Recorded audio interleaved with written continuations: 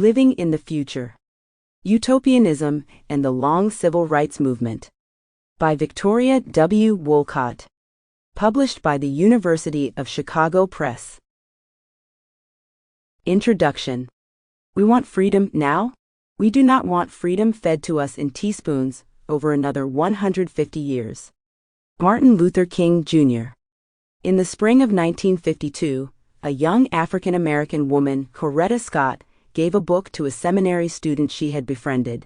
The book was Edward Bellamy's 1888 utopian novel, Looking Backward, 2000 to 1887, which predicted a socialist America.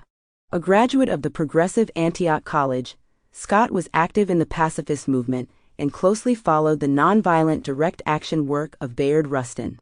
She inscribed her gift, "Dear Martin, I should be interested to know your reaction to Bellamy's predictions about our society."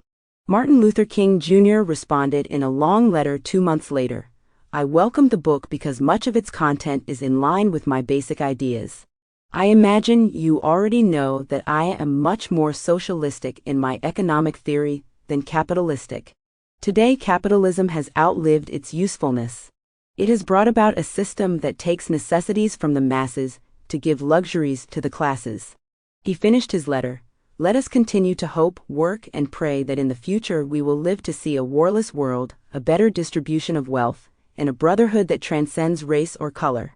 This is the gospel that I will preach to the world." Bellamy's imagined socialist and egalitarian future helped shape the 20th century's most powerful social movement.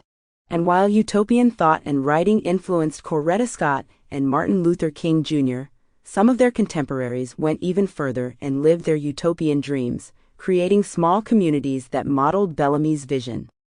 2 years before reading Looking Backward, King was introduced to Mahatma Gandhi's teachings at the Fellowship House in Philadelphia. The Fellowship House was part of a matrix of interracial communities that provided a safe haven for activists and trained them through a radical pedagogy. Although each had its own unique history, they were utopian in their rejection of gradualism and their demands for immediate change.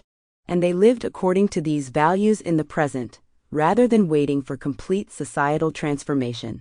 The activists who inhabited these communities were neither racial liberals employing moral suasion, nor were they part of the communist left. Rather, they were socialist in orientation and deeply influenced a generation of activists in the interconnected labor, civil rights, and peace movements. From the 1920s through the 1960s, they built labor colleges, folk schools, ashrams, interracial churches, and urban and rural cooperatives. Sample complete. Ready to continue?